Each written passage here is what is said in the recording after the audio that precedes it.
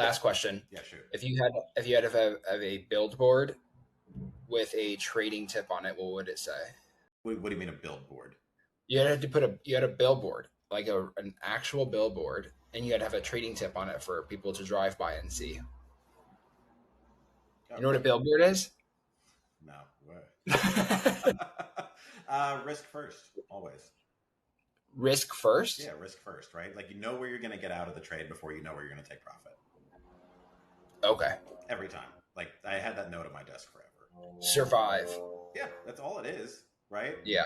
Like I've had 18, 20 losing trades in a row. It's like the only reason that I was still in the game is because I sized them correctly and got out. Yeah. Which goes back to the daily loss limit that we talked about earlier, and having picking the prop firm that would allow you to get that payout and cap it, because that exponentially helps you survive longer. Well, you buy more R, right? Yes, exactly. Mm-hmm. That's all you're trying to do is just basically. I think. And that's the whole point of the prop space, is like you're basically just allowing yourself more leverage and a greater risk reward. Yeah. Well, it's a money management game, and I think a lot of people. I think the gamification of the prop space has kind of fucked up the broader thing that matters, which is money management, right? Yes. It's like you have to have some sort of like book strategy or like strategy for your pot, right? Yeah. Yeah. And I think people just treat accounts like their pot. Like, oh, I got a new one. Basically, my risk of ruin is just everything, and then they size. Oh, I'll just blow up another one. I can get another one, right? Yeah. Yeah. Like obviously, you and I came from like trading personal accounts, where if all of a sudden we blew that up, it would be like, oh fuck, I got to go back to the world now and like make money so I can try this again, right? Whereas the prop comes in, like they blow an account, like oh yeah, they're upset for a day, and we're like oh yeah, I can always get another one. Whereas with trading a personal account, like bam, if I blow out even 30K, I'm like, I really don't want to get a job. Like fuck, you know?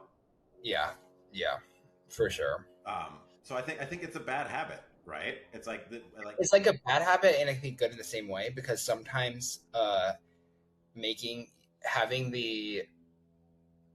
like the thought of like, oh, losing $30,000 in a day is like, that's somebody's like half a year salary for some people, and thinking of it like that can stress people out and make them trade worse. Yeah. It can, and so the prop space having like, okay, I'm only going to lose $50, you might actually trade better.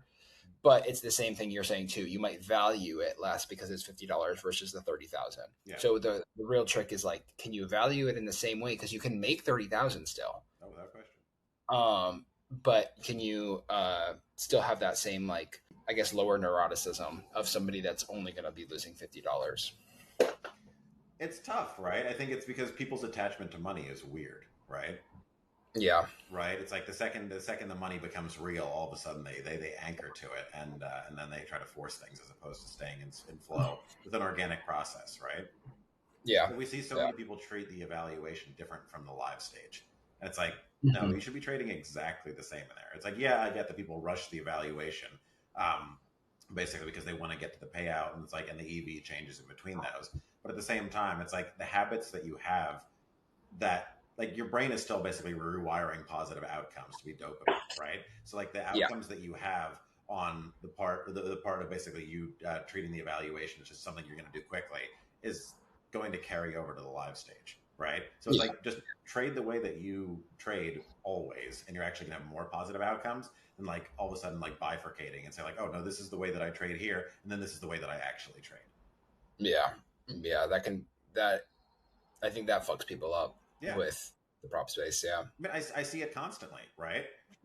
It's like, and it's the market doesn't give opportunities in like some sort of even distribution. Like, if all of a sudden you have a couple like huge, basically trend days, and you come in and you nail it, and all of a sudden you're like, oh yeah, like you feel good, and you keep on searching for that high, as opposed to basically being like measured expectation, looking at the data, and you're like, wait, how many trend days do we get on average per week? It's like, now why am I coming in trying to force a trend day or force basically some like long swing trade every single day? Yeah. Whereas when the reality is, it's like, that's not the most common outcome.